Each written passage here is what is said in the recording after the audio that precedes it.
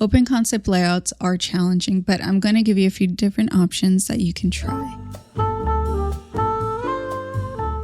Knowing where to start is the real kicker when you have an open concept. It's the challenge I had when moving into this apartment. But once I figured out what was possible, it really opened up my imagination to what would work best for me. So these options that I'm going to share in this video are just a starting point, because at the end of the day, how you move about your space and how you live will determine where you place your furniture.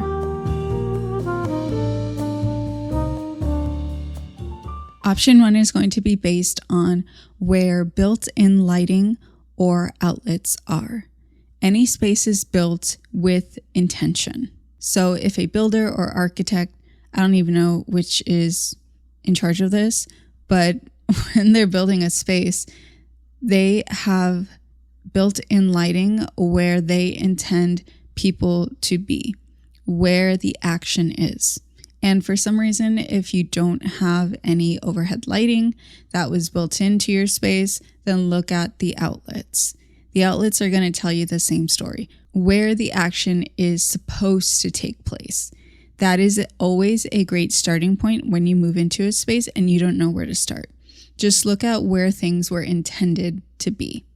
This is actually the first option I chose when moving into this apartment. We have overhead lighting. It's, I don't know what they're called, but they're just round lights built into the ceiling. And we have a bunch of them. We have a bunch in the kitchen. We have a few here by the front door. We have some in the hallway leading into the bedroom. But we have one over like that in between from the kitchen and the living room space on the right side. So that is where we placed our dining table. I had this whole idea planned. I didn't end up going with it, but I had this plan that I would be putting our dining table in this position, and I was going to build a cafe type of booth towards the wall. So I don't know if you're like me in this situation, but whenever we move into a new space, I have to download the images off the website of the apartment complex and Photoshop them to try and get all my ideas out to see how I want to try to arrange our furniture. So I already knew I was going to use this first option to try to get the most optimal space. It ended up working out pretty well until we got a couch, but I'm going to go into that a little later. And also, ideally in this space, a round table is going to do the best because it allows for circulation and easy navigation around things. But for me, and maybe for you as well, there was no option in getting a new dining table. One, my boyfriend just was not about buying a whole new dining table just because we have a new space. He was just like, make it work. I know you can do it, just make it work. And so I wanted to also prove that we don't need a new round table. We could do with what we have. And that's also a good practice, is work with what you got. But this option is always a great starting point because you can only go up from here. You can always add wall sconces if there aren't any lights where you actually want to move the dining table. You can start here and just try different things and see how it works out. So option 1, always great. The next option is based off the example our apartment complex gave when we were touring.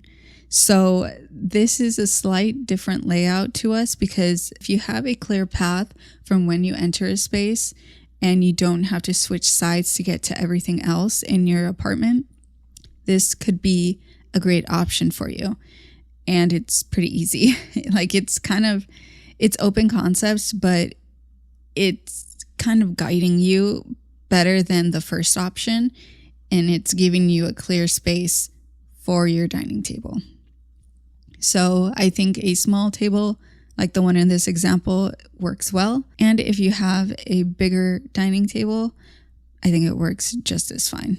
You just have to keep in mind, if you're going to have bar stools along with the dining table, a smaller dining table is ideal for that, just because there's room that someone sitting in stools can back up and get out comfortably instead of like backing into someone else in a chair at the dining table. So just keep in mind the distance between the pull-out of the chair at the dining table and the pull-out of the bar stool. But this is a great option. Really nothing else to say about this one. If you're like this person and you have no counter space in your kitchen, then this option is going to be best for you. Now, this option would be great for me if I had no countertop whatsoever. I have a very long rectangular dining table. I could place that, use it as counter space, but also as a dining table like this person did here. I think theirs is a little taller than mine, but I think it would work either way. I don't think you have to have a very specific shape to your table if you're working with a lot of open space like this person here. You can try placing your table either by the wall like this person or a little more out in the center of the room. If you have a large round table, I think placing it near more of the center of the space works too. And you can do a lot to dress it up, make it look nice, make it look intentional. Like if there's no light fixture there, you can always have a plug-in light pendant. They have a bunch of options on Amazon or elsewhere on the internet. So a lot of different options. You can go crazy. This is an all-around, I think, good space to have if you have an open concept layout, because your dining table is going to be acting like the workspace or the counter space if you don't have enough of it. The next option I didn't realize was possible. This is the layout that I actually have right now in my apartment. And it all came about once we got a new couch. When we were preparing to have our couch delivered, we had to move everything out of the way so that the movers had an easier time and clear path to where we wanted our couch to be, which was in the living room on the side of the entrance, really. So in our space, you walk in and it's a straight shot to our living room. So that means because our dining table was in the way, in that in between, we had to move it to the left side. And it was maybe 1 or 2 days where we had to have our dining table on the left side. And at first, we kind of just scooched it. So it was in the same position, just moved over to the left. We didn't rearrange anything. And the whole moving process with the couch was an ordeal. But once we got the couch, we moved our dining table back. And when I stood back and looked at the space, I realized I didn't like all of the visual weight on the right side. It just wasn't balanced to me because our couch is low to the ground. It's a large couch and pretty heavy looking, like visually. I knew I didn't want the dining table there, and it sucked. And I'm so glad we fell into this option for our dining space because it wasn't one that was on my radar at all. It wasn't until I saw this image that made me realize this was an option, because at first, I just thought this was going to get in the way. And so I decided to try it. And what ended up working out is, for us, because of our chair issue, I moved the table slightly off center, more towards the living room. So our table is off center, but it allows for our chairs to be out and not interrupt the walking path from the kitchen, living room space to our bedroom and bathroom. And that was the most important. And it goes back to what I was saying earlier. At the end of the day, the most important thing is how you move through the space, what furniture you have, and how you live. Like, it doesn't matter if things are off center, if they're not ideal, like, it's only what works best for you. And so I saw this idea, and I'm actually going to be picking up a plug-in light fixture tomorrow from someone off Facebook Marketplace. So I'm hoping that it will give this type of vibe where we have a nice, cozy dining room area. All right, she's up. Dining room light is hung up.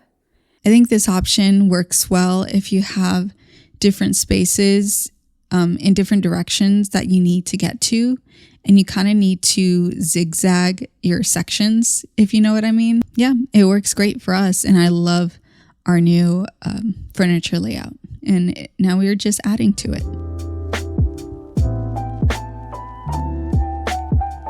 Final option I'm going to share today is one that's similar to the last layout, and it's interesting. They have the table protruding from the kitchen counters, and this works if you're not planning to utilize bar stools.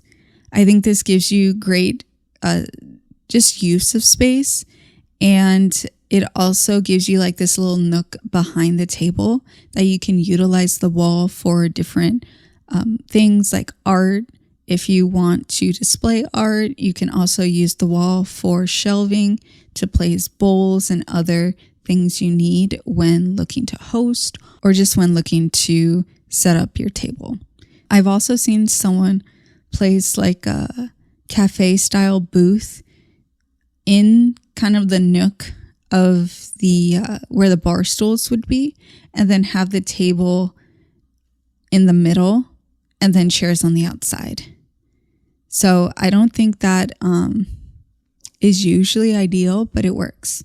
So you could also do that as well if you, again, don't plan to have stools. And again, if there aren't any specific light fixtures already in place, then you can always add lights like this person did, or you could have candlelight, a small little lamp if you don't want to hang something from the ceiling.